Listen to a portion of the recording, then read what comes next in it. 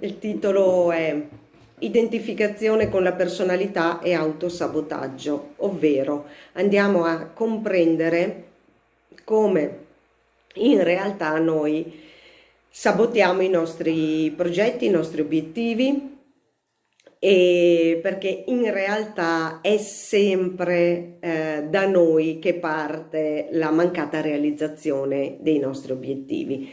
Tutto ciò che ci accade all'esterno è solo un modo per indicarci: guarda che è bene che tu segua una determinata strada rispetto ad un'altra.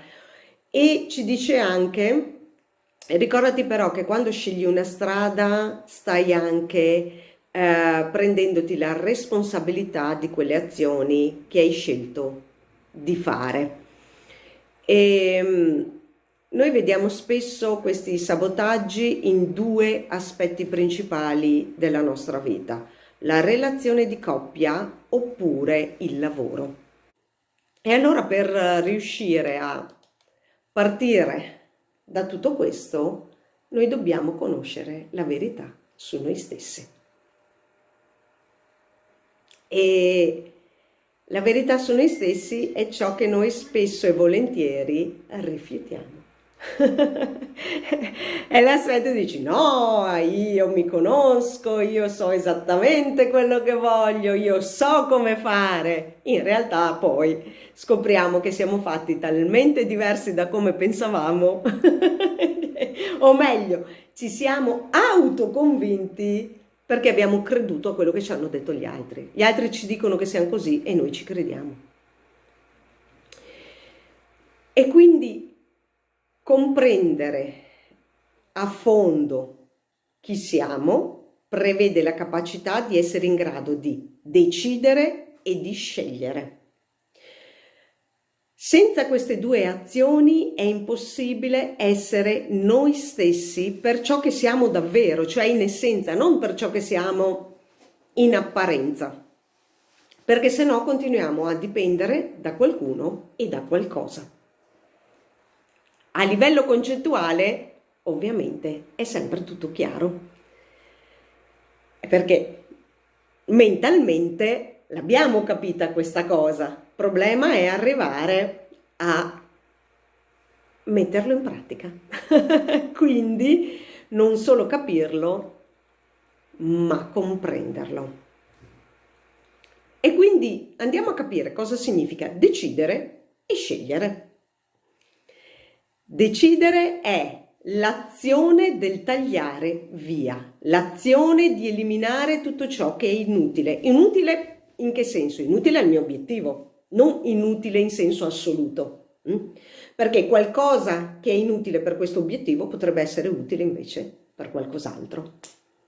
E facendo questo risulta tutto chiaro ed essenziale. E il superfluo da eliminare è esattamente ciò che mi tiene ancorato allo stato attuale, cioè perché le cose non cambiano, perché continuo a mantenere quella parte superflua. Rifaccio sempre un'altra metafora. Vi ricordate la famosa frase: la statua è già dentro il blocco di marmo?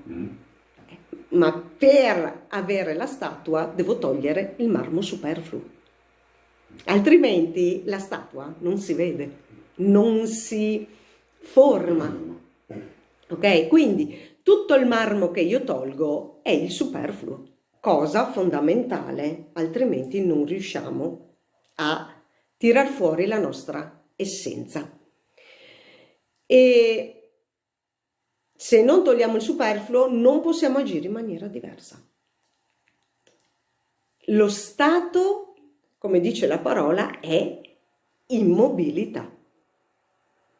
Apro, chiudo parentesi, ci fa capire anche stato inteso come nazione cosa significa, cioè il mantenere sempre tutto immutato che non si sa mai. Meglio chiamarla nazione, perché prevede anche il termine azione, più che stato, che indica immobilità. Sono sempre quei giochi di parole che però è anche importante magari conoscere. Quindi, se lo stato è in mobilità, creare un movimento in direzione del mio obiettivo o scopo prevede intanto un'azione, ma anche un'azione diversa rispetto a quelle che ho fatto fino ad oggi. Perché non significa che le azioni che ho fatto fino ad oggi siano sbagliate, ma erano utili fino ad oggi. Da adesso in avanti devo cambiare. E quindi tagliare significa togliere e modellare me stessa per quella che sono. Andiamo a vedere invece cosa significa scegliere. Scegliere è ciò che fa sviluppare il libero arbitrio. Quando siamo in grado di discernere l'azione che vogliamo, allora usciamo dallo stato, cioè dall'essere immobile, e iniziamo a creare veramente una realtà diversa, una realtà per come la vogliamo noi. E quindi scegliere significa capire cosa è importante in quel momento per me. Ricordiamoci sempre l'aspetto in quel momento, non prima, non dopo, in questo momento, proprio perché nessuna scelta può essere assoluta e nessuna azione può essere assoluta in generale. Dobbiamo sempre contestualizzare l'ambiente e al momento presente. Tra l'altro questa cosa mi ha fatto pensare che proprio ieri ho visto un meme su Facebook che mi ha fatto riflettere parecchio, cioè c'era questa vignetta in cui si era all'interno di un evento olistico dove c'era da una parte, cioè c'erano questi tre gazebo, chiamiamoli così, in uno regressione alle vite passate, meditazione sul presente e divinazione del futuro, e dove praticamente c'erano le due file immense nelle regressioni dal passato e nella divinazione del futuro, ma zero nella meditazione sul presente. E questo ci fa capire tantissimo che noi siamo continuamente legati al passato e al futuro, dimenticandoci di vivere il famoso frattempo, il momento presente, cioè quel tempo che ci permette di creare in realtà il divenire, perché divenire crea un'azione continua. Il futuro è sempre qualcosa di aleatorio, di astratto, mentre il divenire è qualcosa di concreto. Ecco quindi come iniziamo ad autosabotarci. Devo capire cosa è successo in passato, devo stare attento a quello che sarà il futuro, dove ho Saturno fra 3 anni, dove è Marte, no, guarda chi sei tu nel presente. Ci dimentichiamo sempre questa cosa e questo ci sabota in maniera molto importante. Arriviamo ad un punto saliente. Abbiamo detto cos'è decidere, cos'è scegliere, ma perché facciamo fatica a fare queste due azioni? Questa è la risposta fondamentale, ed è perché abbiamo paura di essere criticati e di essere giudicati. Perché critica e giudizio sono sempre nella nostra vita, sono condizionamenti da quando noi siamo nati. In realtà critica è una parola piuttosto potente, nel senso che criticare deriva da crisis e scelta. Quindi il criticare significa nell'azione vera e propria il paragonare l'oggetto della discussione alla verità. Quindi verità di ognuno, ovviamente, però è una discussione aperta che apre la mente. Il giudizio invece è una discussione chiusa, cioè è una sentenza. Ecco, quindi noi tendiamo più ad aver paura del giudizio e però rifiutiamo anche la critica. Perché? Perché la percepiamo come un giudizio. Vedete come sono tanti i sabotaggi che noi facciamo, perché ogni azione di questo tipo sabota.